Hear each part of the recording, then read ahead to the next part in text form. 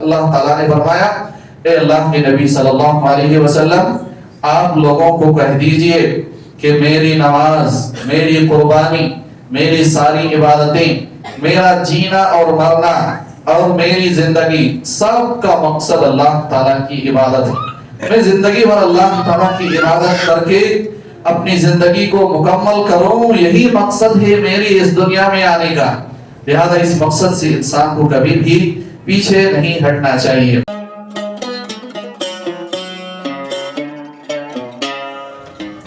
رب اشرح لي صدري ويسر لي امري واحلل عقدة من لساني يفقهوا قولي رب زدني علما۔ محترم حاضرین جمعہ، بزرگوں، نوجوان ساتھیوں، عزیز بچوں اور اسلامی ماؤں بہنوں، اللہ کے فضل و کرم سے بہت جلد ہم لوگ رمضان کا جو مبارک مہینہ ہے اس سے فارغ ہوئے ہیں۔ رمضان کے مہینے میں اللہ تعالیٰ نے ہم سب کے لیے عبادتوں کو آسان بنایا ہے، اور شیطان کا جو قبضہ، کنٹرول ہے اور اس کی جو چال ہیں اور اس کے جو راستے ہیں، اللہ تعالیٰ ان تمام چیزوں کو محدود کر دیتا ہے، جس کی وجہ سے رمضان کے مہینے میں بہت ساری عبادتیں ہم کر سکتے ہیں، اور اللہ کے فضل و کرم سے ہم نے اپنی استطاعت اور طاقت کے حساب سے ان عبادتوں کو انجام دی ہے۔ ہم سب کو معلوم ہے کہ اللہ تعالیٰ نے جس مقصد کے لیے ہم سب کو پیدا کیا ہے وہ اللہ تعالیٰ کی عبادت ہے، اللہ تعالیٰ کی اطاعت ہے، اور اسی مقصد پہ انسان جب سے پیدا ہوتا ہے، ہوش سنبھالتا ہے، یا یوں کہیے جب سے انسان بالغ ہوتا ہے، اس وقت سے لے کر موت تک انسان اسی اللہ تعالیٰ کی عبادت میں، اطاعت میں اور اللہ تعالیٰ کی احکام کی حساب سے زندگی گزارنے کا پابند ہے، اس کو مکلف بنایا ہے۔ جس طرح سے اسلام صرف چند چیزوں کا نام نہیں ہے، صرف 5 وقتہ نمازیں پڑھ لینا ہی اسلام نہیں ہے، بلکہ اسلام ہماری زندگی کے ہر حصے کی رہنمائی کرتا ہے۔ ہماری زندگی سے متعلق کوئی بھی ایسا پہلو نہیں ہے جس میں اسلام نے ہماری رہنمائی نہیں کی ہے، چاہے وہ عبادات کا معاملہ ہو، اخلاق کا معاملہ ہو، یا معاملات کا معاملہ ہو، یا پھر دوسرے اور زندگی کے تمام شعبے کا معاملہ ہو۔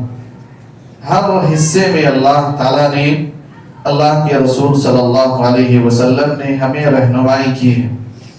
جس طرح سے ایک انسان کو اللہ تعالیٰ نے اس بات کی پابند بنایا ہے کہ انسان ساری عبادتوں کو اپنی طاقت کے حساب سے انجام دے، سارے معاملات میں اللہ تعالیٰ اور اللہ کے رسول صلی اللہ علیہ وسلم کے فیصلے کو مانے، تجارت میں احکامات اسلامیہ کے پابندی کرے، نکاح اور شادی میں بھی اسلام کا پابند رہے، کھانے پینے، سونے جاگنے، زندگی کے ہر معاملات میں اللہ تعالیٰ نے انسان کو شریعت اسلامیہ کی پابند بنایا ہے۔ کوئی ایسا حصہ ہماری زندگی کا نہیں ہے۔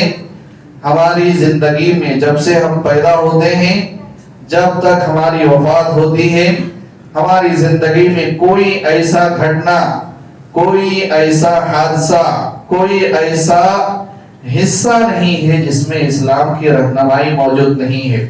ساری چیزوں میں ہمیں اسلام نے اسلام کے حساب سے زندگی گزارنے کا جس طرح سے حکم دیا ہے، اسی طرح سے اللہ تعالیٰ نے ہمیں اس بات کا بھی حکم دیا ہے کہ ہم پیدائش سے لے کر موت تک اللہ تعالیٰ کے احکامات کے حساب سے زندگی گزاریں۔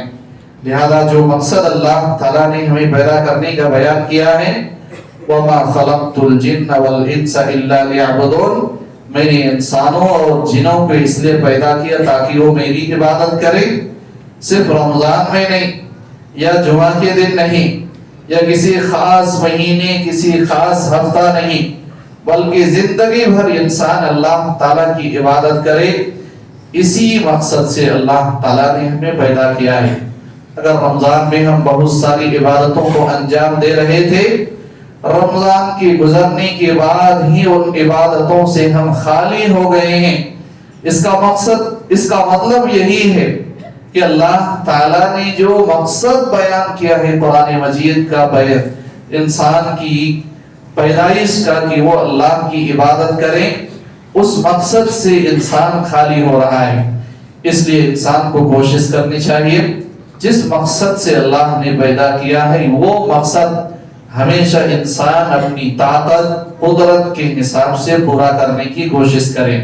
اسی کو اللہ تعالیٰ نے دوسری جگہ یوں بیان فرمایا، قل ان صلاتی ونسکی ومحیای ومماتی للہ رب العالمین. اللہ تعالیٰ نے فرمایا، اے اللہ کے نبی صلی اللہ علیہ وسلم، آپ لوگوں کو کہہ دیجئے کہ میری نماز، میری قربانی، میری ساری عبادتیں، میرا جینا اور مرنا اور میری زندگی، سب کا مقصد اللہ تعالیٰ کی عبادت ہے. میں زندگی بھر اللہ تعالیٰ کی عبادت کر کے اپنی زندگی کو مکمل کروں، یہی مقصد ہے میری اس دنیا میں آنے کا.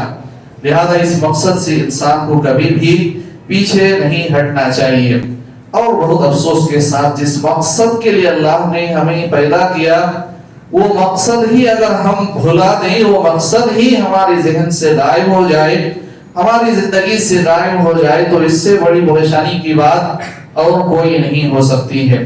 لہذا انسان کو ہمیشہ اللہ تعالیٰ کی اطاعت، اللہ تعالیٰ کی عبادت میں زندگی گزارنے کی کوشش کرنی چاہیے. رمضان کے بعد ایک دوسری چیز جو ہمیں کرنے کی کوشش کرنی چاہیے، اللہ تعالیٰ کا حقیقی معنی میں، صحیح معنی میں شکر گزاری کرنا. یہ زبان سے بہت آسان ہے کہ ہم اللہ کا شکر گزار ہیں، شکر گزاری کریں، لیکن حقیقت میں شکر گزاری یہ ہے کہ انسان اللہ تعالیٰ کی نافرمانی نہ کرے، اللہ تعالیٰ کی فرما برداری کا کام کر کے زندگی گزارے. اسی کو اللہ تعالیٰ نے شکر گزاری کہا ہے. یہی اللہ کے رسول صلی اللہ علیہ وسلم نے شکر گزاری کا مطلب اپنے سیرت و کردار سے بیان کیا ہے. آپ صلی اللہ علیہ وسلم کی سیرت کو دیکھیں. اللہ کے رسول صلی اللہ علیہ وسلم فرماتے ہیں، اللہ نے میرے اگلے پچھلے گناہوں کو معاف کر دیا ہے، اس وجہ سے میں بطور شکریہ اللہ تعالیٰ کی عبادت کر رہا ہوں. اللہ تعالیٰ کی عبادت میں اپنے آپ کو مشغول رکھنا یہ اللہ تعالیٰ کی شکر گزاری ہے. اور جب ایک انسان صحیح معنی میں اللہ تعالیٰ کا شکر گزاری کرتا ہے تو اللہ تعالیٰ بہت زیادہ اور نعمتوں سے انسان کو نوازتا ہے. لَإِن شَكَرْتُمْ لَأَزِيدَنَّكُمْ وَلَإِن كَفَرْتُمْ إِنَّ عَذَابِي لَشَدِيدٌ. اللہ تعالیٰ نے فرمایا اگر تم میرا شکر گزاری کرو گے تو میں مزید نعمتوں سے تمہیں نوازوں گا، اور اگر میرا ناشکری کرو گے تو میرا عذاب بہت سخت ہے. لہذا شکر گزاری سے اللہ تعالیٰ انسان کو نعمتوں سے نوازتا ہے.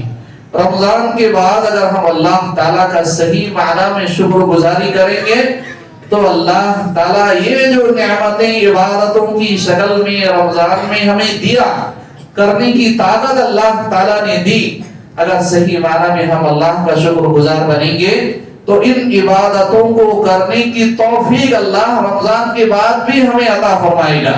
اس لیے ہمیں اللہ تعالیٰ کا صحیح معنی میں شکر گزاری کرنے کی کوشش کرنی چاہیے. رمضان کے بعد ایک اہم ترین چیز جس کو ہمیں اپنی زندگی میں شامل کرنے کی کوشش کرنی چاہیے، جس کی تعلیم قرآن اور حدیث کے اندر بہت زیادہ جا بجا دی ہے، جس پہ اللہ کے رسول صلی اللہ علیہ وسلم نے اپنی پوری زندگی گزار دی، اور وہ یہ ہے کہ انسان عبادتوں کے اوپر ڈٹے رہے، جمے رہے. انسان کے حالات مختلف ہو سکتے ہیں. انسان اللہ تعالیٰ کی اطاعت میں جب زندگی گزارتا ہے تو انسان کے راستے میں بہت ساری پریشانیاں آتی ہیں، مشقتیں آتی ہیں، انسان کو سستی کوتاہی آتی ہے، کبھی انسان کو عبادتیں کرنے میں دلچسپی ہوتی ہے، کبھی انسان کے لیے بہت زیادہ شاق گزرتا ہے، رکوع کرنا، سجدے کرنا، نمازیں پڑھنا، دوسری عبادتوں کو انجام دینا، اور ایک مومن کی زندگی ایسے ہی گزرتی ہے۔ لیکن ایک صحیح معنی میں جو مومن ہوتا ہے وہ کبھی بھی سستی کوتاہی سے اپنے آپ سے نہیں ہارتا، شیطان سے نہیں ہار جاتا۔ انسان وقتی طور پر کبھی شیطان کا شکار ہوتا ہے، کبھی انسان اپنی نفس کا شکار ہو جاتا ہے، ہار جاتا ہے، لیکن ہارنے والا انسان وہ ہوتا ہے جو ایک بار ہارنے کے بعد ہمیشہ کے لیے لڑنا ہی چھوڑ دے، وہ اصل ہارنے والا انسان ہی۔ لیکن ایک انسان کبھی شیطان سے ہارتا ہے، کبھی اپنے نفس سے ہارتا ہے، خواہشات سے ہار جاتا ہے، لیکن وہ ہمیشہ کے لیے ہار تسلیم نہیں کرتا، وہ پھر ہمت کرتا ہے، پھر حوصلہ کرتا ہے، پھر طاقت کو جمع کرتا ہے، پھر اللہ تعالیٰ کی عبادتوں میں اپنے آپ کو جماتا ہے، شیطان سے لڑتا ہے، اپنے آپ سے لڑتا ہے، مجاہدہ کرتا ہے۔ یہ مومن کی زندگی ہے۔ اسی کو اللہ تعالیٰ نے فرمایا وَالَّذِينَ جَاهَدُوا فِينَا لَنَهْدِيَنَّهُمْ سُبُلَنَا وَإِنَّ اللَّهَ لَمَعَ الْمُحْسِنِينَ، جو ہمارے راستے میں ہماری عبادتوں کی خاطر مجاہدہ کرتے ہیں، اپنے آپ سے لڑتے ہیں، شیطان سے لڑتے ہیں، محنتیں کرتے ہیں، نہ چاہنے کے باوجود، دل گوارا نہیں کرنے کے باوجود وہ عبادتوں میں اپنے آپ کو جمانے کی کوشش کرتا ہے، ڈٹا رہتا ہے، مقابلہ کرتا ہے، ہار نہیں مانتا۔ ایسے انسان کے بارے میں اللہ نے کہا آخر میں ہم ایسے مومنوں کو، ایسے نیک بندوں کو ہم اپنا راستہ دکھا ہی دیتے ہیں، اپنے راستے میں چلا ہی دیتے ہیں۔ لہذا ایک مومن کبھی انسان کے لیے اللہ تعالیٰ نیکیوں کا راستہ آسان کر دیتا ہے رمضان میں، لیکن رمضان کی ختم ہونے کے بعد ہی نیکیاں کرنا ہمارے لیے بہت مشقتوں کا سامنا کرنا پڑتا ہے، بڑی پریشانیاں ہیں۔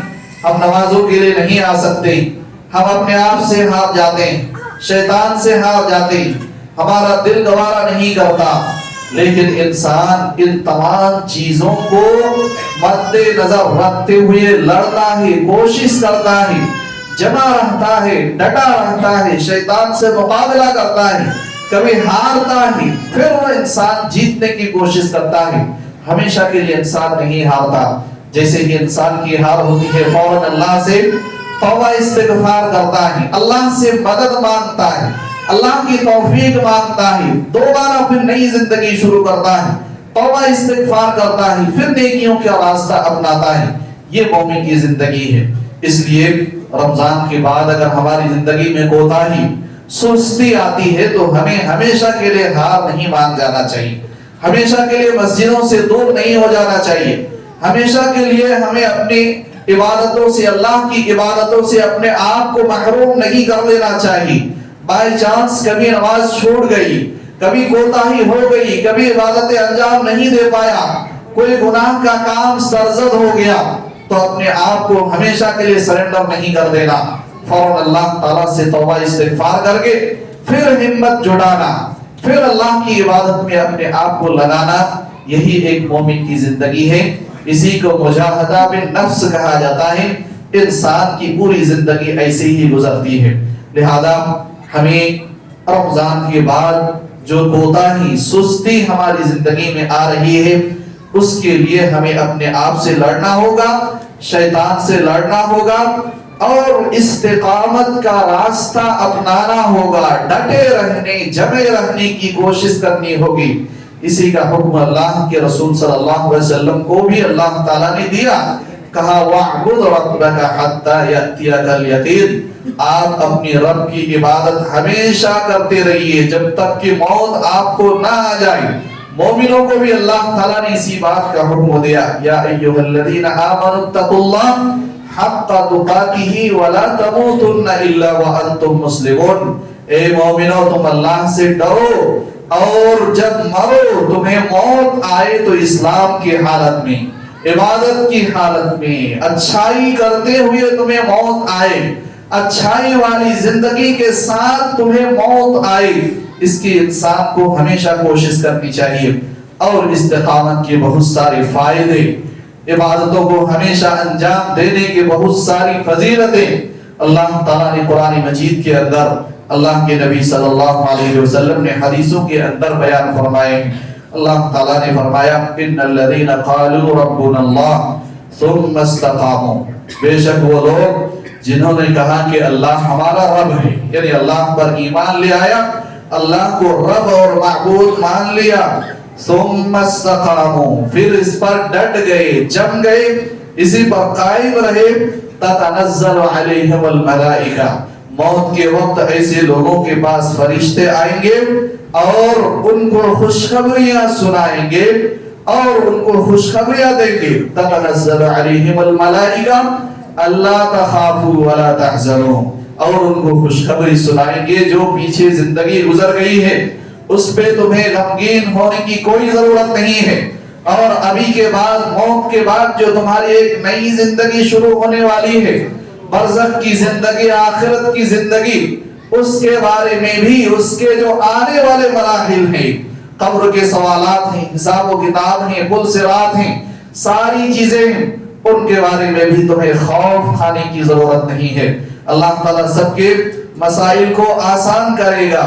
اللہ تخافوا ولا تحزنوا وابشروا بالجنۃ التي كنتم توعدون، اور اس جنت کی خوشخبری قبول کیجئے جن کا وعدہ تمہیں دنیا میں کیا جاتا تھا، جس جنت کے بارے میں تمہیں دنیا میں بتایا جاتا تھا، اس جنت کی خوشخبری قبول کیجئے۔ لہذا ایمان لانے کے بعد انسان اگر اس پہ جمع رہتا ہے، ڈٹا رہتا ہے، نیکیاں کرتا رہتا ہے، لڑتا رہتا ہے، تو اس کی یہ فضیلت بیان کی گئی ہے کہ موت کے وقت اللہ کی جانب سے جو فرشتے بھیجے جائیں گے ان کو خوشخبریاں سنائیں گے اور جنت کی بشارتیں دیں گے۔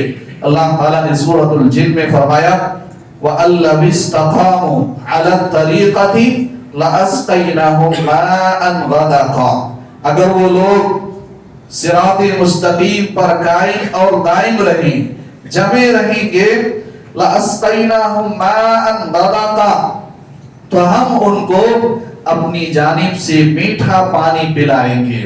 میٹھا پانی پلانے کا مطلب صرف پانی نہیں، بلکہ پانی سے پیدا ہونے والی جتنی بھی چیزیں ہیں، رزق ہیں، اور زندگی میں بہت ساری ایسی چیز ہیں جس کی سب سے بہترین یا اساسی بنیاد پانی ہی ہے، وہ تمام چیزیں اللہ تعالیٰ انسان کو نوازے گا، انسان کو عطا فرمائے گا۔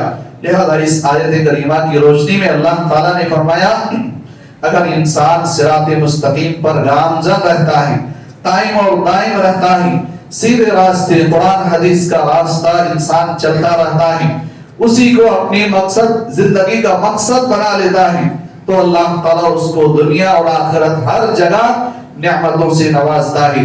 اللہ کے رسول صلی اللہ علیہ وسلم نے فرمایا احب الاعمال الی اللہ ادومها وان قل، سب سے بہترین اعمال وہ ہے جس کو انسان ہمیشہ کرے اگرچہ وہ کم ہی ہو۔ لہذا جس عبادت کو انسان نے رمضان میں انجام دیا ہے، ہمیشہ ان عبادتوں کو انجام دینے کی انسان کو کوشش کرنی چاہیے۔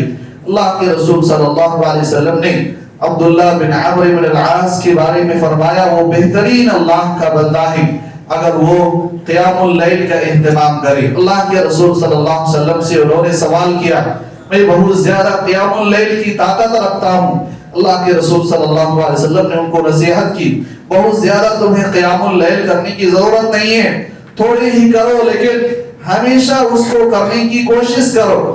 اللہ کے رسول صلی اللہ علیہ وسلم نے صحابہ کرام کو یہی تعلیم اور نصیحت دی ہے۔ لہذا نیکیوں کو ہمیشہ کرنے کی عادت ڈالنا، ان پہ قائم اور دائم رہنا اور ان پہ جمے رہنا، یہ اصل مسلمان کی پہچان ہے۔ اللہ کے رسول صلی اللہ علیہ وسلم کی احادیث میں، خود قرآن مجید کی کئی آیات میں اللہ تعالیٰ نے نیکیوں کی قبولیت کی کچھ علامتیں بھی بتائی، اور ان علامتوں سے ہم پہچان سکتے ہیں کہ کیا اللہ تعالیٰ نے ہماری عبادتیں قبول کر لی ہیں یا نہیں۔ ان میں سے ایک علامت یہی کہ انسان کسی نیکی کو جب کرتا ہے، اس نیکی کے اللہ کے پاس قبول ہونے کی پہچان یہ ہے کہ انسان اس نیکی کو ہمیشہ کرتا رہے۔ رمضان میں جو عبادتیں ہم نے انجام دی ہیں اور عبادتیں اللہ تعالیٰ کی یہاں قبول ہوں یا نہیں اللہ کے علاوہ کسی کو نہیں معلوم. اس لیے ہم اللہ تعالیٰ سے دعا کرتے ہیں, اللہ سے درخواست اور گزارش کرتے ہیں ان کو قبول کریں, اور ساتھ ہی میں اللہ کے رسول صلی اللہ علیہ وسلم کی احادیث قرآن کی روشنی میں ان عبادتوں کی قبولیت کی علامت جو بتائی ہے کہ انسان ان عبادتوں کو انجام دیتا رہے, اس پہ قائم اور دائم رہے, یہ انسان کی عبادت کی قبولیت کی علامت ہے. لہذا اگر رمضان میں ہم نے عبادتوں کو انجام دیا, رمضان کے بعد اگر وہ عبادتیں ہماری زندگی سے رخصت ہو گئی ہیں, ہم انجام نہیں دے پا رہے ہیں, اس کا مطلب یہ ہے کہ اللہ تعالیٰ نے ان عبادتوں کو قبول نہیں کیا ہے. لہذا ہمیں اپنے آپ کا محاسبہ کرنا چاہیے, ان عبادتوں کو ہمیشہ انجام دینے کے لیے محنت کرنا چاہیے. اور یہ مقصد خود قرآن کی جو آیات رمضان روزے سے متعلق ہے وہاں سے بھی ہمیں پتہ چلتا ہے. اللہ تعالیٰ نے روزے کا, رمضان کا اور رمضان مبارک کے سارے مہینے کا خلاصہ ایک لفظ میں بیان فرمایا, لعلکم تتقون, تمہارے اندر تقوی پیدا ہو جائے. تقوی کا مطلب یہ ہے کہ انسان نیکیوں کو انجام دے, برائی سے انسان اپنے آپ کو دور کر لے. اگر رمضان میں ہم نے نیکیوں کو انجام دیا, برائی سے اپنے آپ کو دور رکھا, رمضان گزرنے کے بعد ہی اگر وہ مقصد ہمیں حاصل نہیں ہوا, برائی میں ہم مبتلا ہو گئے, نیکیاں ہی ہماری زندگی سے رخصت ہو گئی ہیں, ختم ہو گئی ہیں, اس کا مقصد ہی, اس کا مطلب ہی یہی ہوا جس مقصد سے اللہ تعالیٰ نے روزہ یا رمضان ہمیں عطا فرمایا وہ مقصد ہمیں پورا ہی نہیں ہوا. اس لیے انسان کو کوشش کرنی چاہیے کہ جو رمضان میں عبادتیں انجام دی ہیں ان عبادتوں کو ہمیشہ کے لیے انجام دینے کی کوشش کریں. اور اس کے بعد ایک اہم ترین چیز, یہ ساری جو کارنامے, یہ کام, یہ سارے اعمال جو نیکیاں کرنے کے راستے اللہ تعالیٰ نے بتائے ہیں, یہ اسی وقت ممکن ہوگی جب اللہ تعالیٰ کی جانب سے ہمیں توفیق اور اللہ تعالیٰ کی مدد ہمیں حاصل ہوگی. اللہ کی توفیق کے بغیر, اللہ کی نصرت اور اس کی مدد کے بغیر ہم کسی بھی عبادت کو انجام نہیں دے سکتے ہیں. اس لیے ہمیشہ اللہ تعالیٰ سے اللہ تعالیٰ کی توفیق مانگتے رہنا چاہیے, استقامت کی دعا اللہ سے ہمیشہ کرتے رہنا چاہیے, عبادتوں کو ہمیشہ کرنے کی مانگ اللہ سے, دعائیں اللہ سے کرتے رہنا چاہیے. اور اللہ کے نبی صلی اللہ علیہ وسلم کی تعلیمات میں بھی یہ چیزیں موجود ہیں, خود اللہ تعالیٰ نے ہمیں اس کی تعلیم دی ہے. اللہ تعالیٰ نے فرمایا, دعا ہمیں ایک سکھلائی گئی ہے, ربنا لا تزغ قلوبنا بعد إذ هديتنا وهب لنا من لدنك رحمة إنك أنت الوهاب. اے اللہ تعالیٰ, رمضان میں تم نے ہمیں ہدایت دی, ہدایت کے بہت سارے کام کرنے کی اللہ تعالیٰ تم نے ہمیں توفیق دی ہے.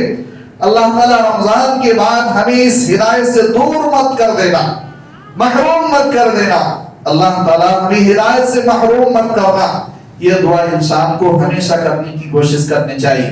اللہ کی جانب سے توفیق اور ہدایت پر قائم دائم رہنے کی گزارش, التجا اللہ سے کرنا چاہیے. اسی لیے اللہ کے نبی صلی اللہ علیہ وسلم ہمیشہ اللہ کے رسول صلی اللہ علیہ وسلم سجدے میں دعا کرتے تھے, اور وہ دعا بھی استقامت کی, نیکی کے کام میں جمے اور ڈٹے رہنے کی دعا.